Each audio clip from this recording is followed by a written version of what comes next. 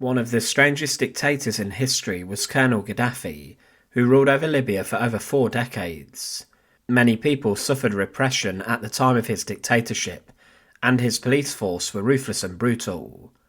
He had seized control by deposing the monarchy, and throughout his time in control, he also backed financially many terrorist groups, and his nation took responsibility for the Lockerbie bombing, in which a civilian aircraft was blown up over Scotland. Gaddafi did try to make his nation seem more appealing with the turn of the 21st century, but in 2011 he was overthrown during the Libyan civil war as protests broke out against him. He was subjected to a rather brutal death and execution, and he experienced a torturous ordeal in his final moments. But what made Gaddafi an enigma to many people was the company he kept, and throughout much of his time in power, he was surrounded by an all-female elite group of bodyguards known colloquially as the Amazons or the Amazonian Guard. But who were these female guards? Their true story is incredibly dark. To support, please make sure to subscribe. The Amazonian Guard was the unofficial name which was given to the all-female bodyguard forces of Colonel Gaddafi, but their official name was the Revolutionary Nuns. They protected Gaddafi and went everywhere with him, and were recognisable by their military uniform and dress. The group was created in the 1980s, and they replaced the East German Secret Service, which previously protected him, and most of these units were from Germany, Poland or Bulgaria. But Gaddafi then wanted an all-female detachment of guards to bolster his image as a playboy, and he knew how to grab the media's attention. The group was founded following the renaming of his position to the brotherly leader and guide of the 1st September Great Revolution of the great socialist peoples Libyan Arab Jamahiriya. He also founded the group as he believed that an Arab gunman or assassin would have issue with firing towards a group of women, but it also has been suggested that it was part of his showmanship, and he liked to share the company of young women. He would at all times surround himself with 15 of the revolutionary nuns, and they also acted as close servants to the dictator. The women were heavily trained, and were some of the most fearsome women inside of Libya. They were ordered to take oaths of chastity, and they also had firearms and martial arts training, and were all high up with regards to qualifications in the martial arts. There were throughout Gaddafi's time in power roughly 400 women who became revolutionary nuns. Inside of his nation, Gaddafi wrote the Green Book, which contained his manifesto and political ideas, and this was used all across the land.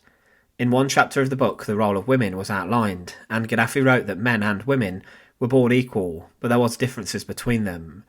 He said they naturally would have different roles in society, and Gaddafi claimed that women had the right to work, however that work could not affect their beauty, and the jobs they seek had to be suitable for them.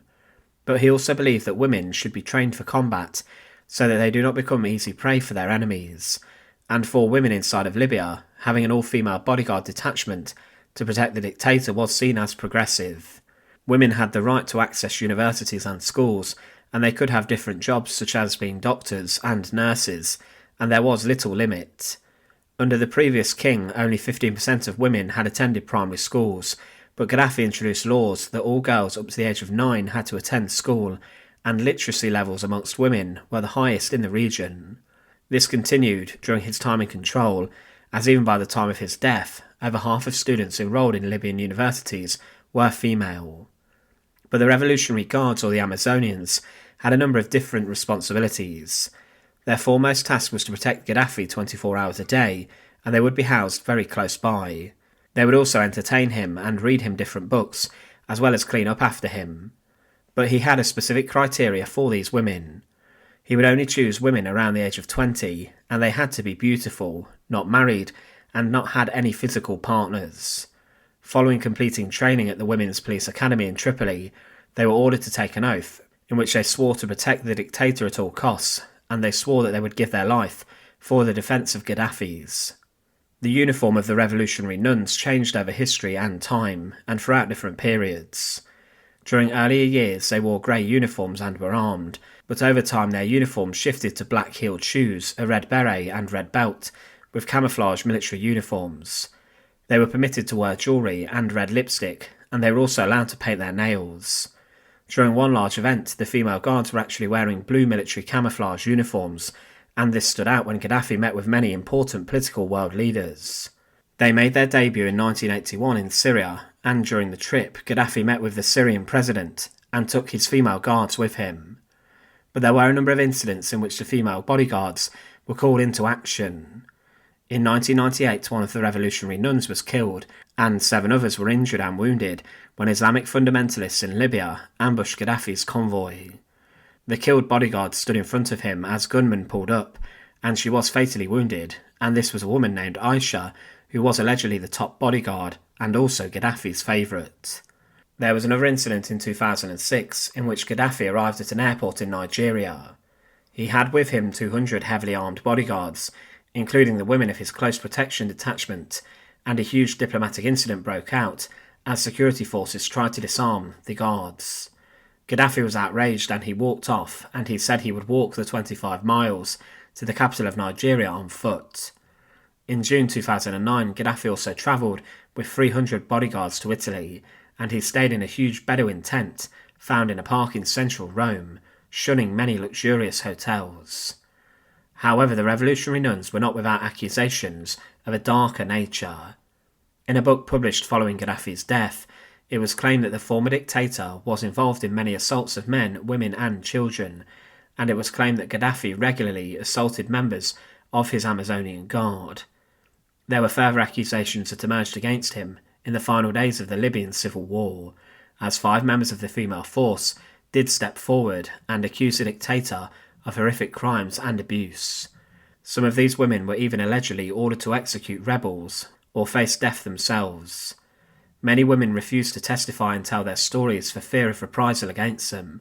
They were worried about being killed for their statements. Many women who joined the revolutionary nuns were abandoned by their families and husbands for what they were doing, and many were, it's believed, blackmailed to join the group. The female bodyguards who were surrounding Colonel Gaddafi 24 hours a day may have actually been the forgotten victims of the dictator.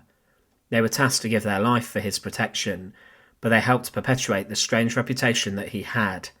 Following Gaddafi's death, a number of stories have emerged about the female guards, and the behaviour of the dictator with relation to these women is disturbing. Thanks for watching. To support our channel, please make sure to subscribe, and once again, thank you so much for watching.